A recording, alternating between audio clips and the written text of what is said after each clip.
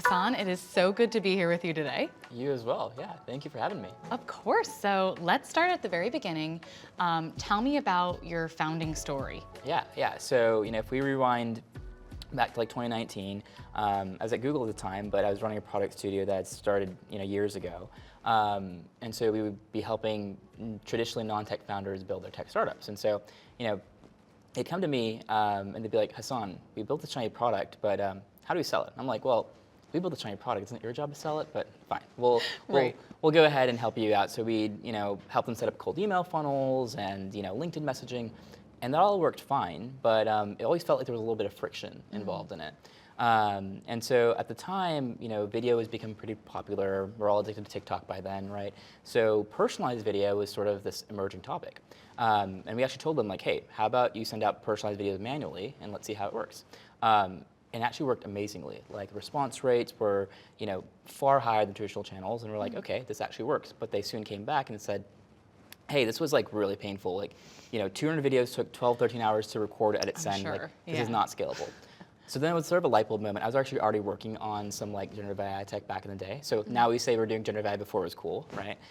So it's sort of a light bulb moment. Why not use generative AI tech to make personalized video scalable? So Very cool.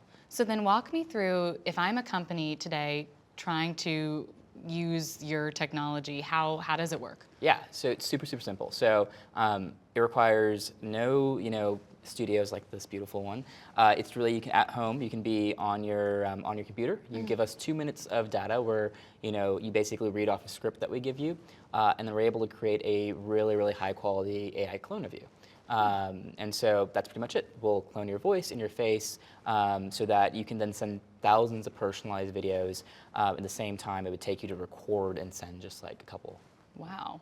Who are your customers and who's your target market? Yeah, so we focus on sales and marketing teams today. So our customers include like Salesforce, Ramp, and then a couple of really awesome ones as well. The Chainsmokers are also one of our customers. So super awesome group. And yeah, we typically target sales and marketing teams that are looking to scale out their outreach. So it might be a sales marketing team that's using like their CEO to send out thousands of like thank you videos, or maybe the salesperson reaching out, or maybe Wonder is one of our customers as well, and they were using it for their chefs to send out like personalized thank yous for like ordering from his restaurant. Oh, nice. And so that personal touch, it goes a pretty long way. Do you have any competitors in this space? And if so, how are you standing out from them? Yeah, so I mean, there's definitely some competitors in the space. There's like the Synthesia, which is a pretty big one. And I think that our core sort of ideology and how we approach AI is really different. For us, like the bar has always been, realism has to be incredibly high. The bar is really high for us. So the models that we've created are the most realistic in the market. So you can't really tell that it's AI. And so whether it's the gestures, whether it's how you look, how you the voice itself, we go for a level of naturalness that like no one else is able to accomplish today. Yeah. And so that's really our key differentiating factor. And I think there's also a lot that we do around transparency and ethics that is pretty important too. That's my next question was ethics, so I'm glad you brought that up. And you said you're doing AI before AI is cool. AI is so cool right now. Totally. It is the new thing. How do you look at the new legislation that may be brought into place, or ethics as you're thinking about how to scale your company? Yeah, so I think actually like we welcome sort of regulation. I think that there are a lot of companies playing a little fast and loose, and like ultimately I don't think that's actually good for anyone. So for us, we would rather work with legislators to build like very safe regulation that doesn't hinder actual progress in the space, but allows it to be used in a safe way. So for us, we've always built a platform around giving power to the user and giving power to the individual, which means that like you can't upload someone else's video and clone them. It won't let you. We run Face ID and Voice ID checks to ensure that you are the person that you're trying to clone. So we take an approach that's like very safe in that regard. You can't upload a video of Biden or something and like get him to say something else. It's not possible in the Tavus platform. Okay. Oh, that's really interesting. So back to you and your fundraising journey. Sure. Talk to me about that, how you started out and what fundraising has been able to afford you. Yeah. So we started out with a pre-seed with Liquid 2. So one of through like the Zoogler network, which is the ex-Googler network. Michael Ma was one of our earliest sort of believers, and he gave us a small pre-seed check along with Remus Capital. Then we went through YC summer of 21, which was awesome. So that was a great experience. And then August of 21, we raised our seed with Sequoia being the lead. And so it's been a pretty awesome journey. Since then, we've raised 2 more rounds. We raised a seed extension in 22, and then most recently we raised a Series A, a couple months ago with Scale leading it, and a ton of really awesome investors. HubSpot also involved. So super, super cool. I think we've raised a total of somewhere around like 25 mil now. Yeah. Wow. Oh, that's great. Congrats. Yeah, thank you. And what have you been able to do with it, or what do you want to do with that? Yeah, so I think, our sort of vision is like, how can we build a future where every single video you watch is personalized just for you? So we summarize that by saying we want to personalize every play. And so, with the funding, we're going to be, continuing our research to build even more powerful models that can, more accurately display, human emotion and gestures. So we have some really, really cool stuff in play there. And then we're also working on a lot of content personalization tools. So how do you, take basic data from a CRM, like CRM has like your first name, maybe where you went to school. How do you turn something from being like, hey there, Haasaan, saw that you went to UT Austin, to instead saying something like, hey there, Haasaan, saw that you went to UT Austin, hook 'em, saw they're doing awesome at football last week. You build that content to be a lot more personalized, and they're able to build a video that is way more personalized, right? So we're doing a ton around building better models for content personalization and, of course, face generation. Interesting. Now, talk to me about how your sales growth has gone from inception to right now. What have you been seeing? Yeah, so we officially launched. We were sort of stealth and beta for all of 2022. So then we finally launched towards the end of January of 23, and the growth's been incredible. We've grown 20-30% month over month. We exceeded $1 million of revenue probably towards the middle half of this year. And are on track to end right around $2 million of revenue.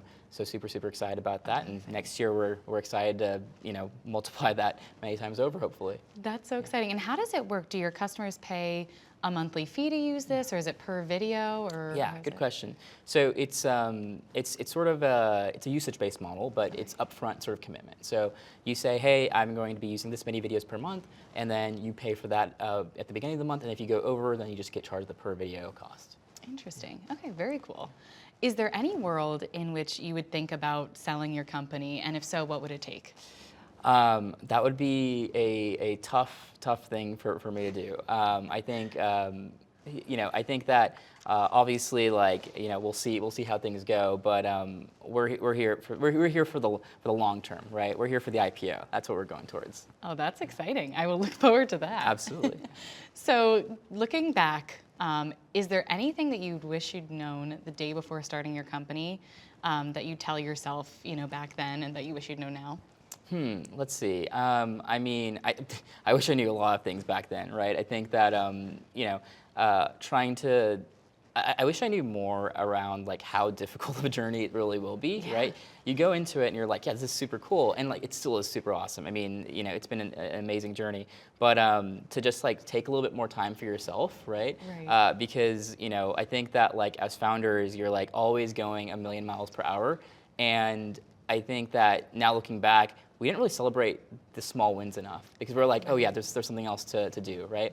And so, if I were to tell a younger version of me, I'd be like, hey, take the time to like actually celebrate the small wins. That first sale, that first investment, that first yes whenever you're going through fundraising, right? Celebrate those small wins instead of just being like, yeah, well, we have this other thing to do now. Right. Is there one business rule that you always operate by, no matter what? Only deal with nice people. It's not worth dealing with people who aren't nice. But that's pretty much it. I think, and also I think it goes back to the ethics piece, which is like always take a step back and evaluate what you're doing, and make sure that you're doing it for good and not just for like greed. That's good, a life rule too. Yeah, so absolutely, yeah. You can use it for both. Exactly. Do you think that the future of marketing is in AI, and is that how you see the marketing space going? Absolutely. I think that it's been trending this way for a while now, right? I think that the way I like to see it, like this is for marketing, but also for content in general, right? Like the past like decade of like AI advancements were spent building really powerful recommendation algorithms. Yeah. So you would take generic content and try to match it best. I mean, the reason we're addicted to TikTok is because it makes you feel like the algorithm's made just for you, right? Or the videos are made just for you, but they're not. We see a future where it's like, okay, well, the next phase is like, let's actually make the content just for you.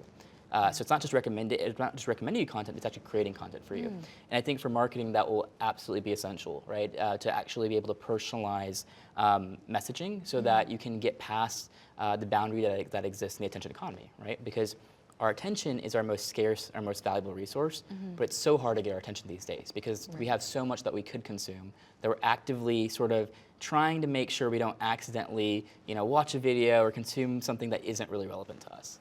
That makes sense. So that leads me to my next question. The future for you and your company, where do you see it going? And is there anything on the horizon in 2024 that you can tell us about? Yeah, so I mean, our vision to personalize every play is, we're hard at it, right? So I think for us, the future of the company is we want to empower like every creator, every marketer to be able to, deliver incredibly personalized content for every single video someone watches. And so we're working on some really, really cool models that will be released in the coming months that will reduce the amount of training time required, reduce the amount of like professional camera equipment that's required to actually create a professional video of yourself.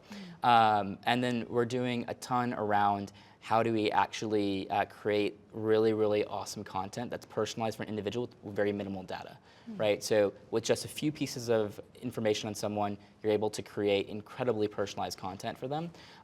So we have a lot of really, really cool sort of tools coming out for that. You'd mentioned creators right now, because it seems like it's mostly businesses and corporations that use your tech. Yeah.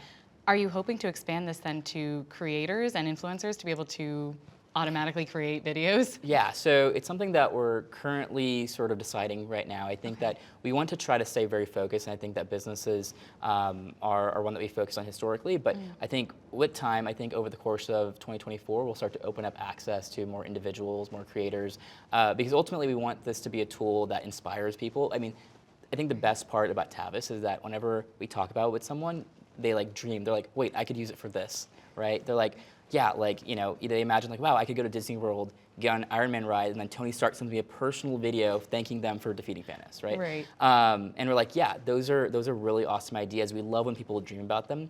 So we want to open the tool in the future up to allow anyone to be able to actually get on and like, make their dream a reality. So absolutely, that is in the plans. Timeline TBD though. Yeah. Very cool. And speaking of dreams, what would you like your legacy to be? Let's see. I think like it's tough. I think if you ask like overall, I think what I'd like my legacy to be is just like is a legacy of like leaving the world a little bit better than I found it, and also just like putting more smiles on people's faces, right? I think that like that's what I really love about Tavus is like whenever people get that first video, or whenever like a fan gets outreach from someone they really care about, and they're happy, right? Delivering moments of joy. So if I can do that over the course of my entire life, I think it's pretty good. Well, that's a great way to end. So thank you so much, Haasaan. Of course, thanks for having me.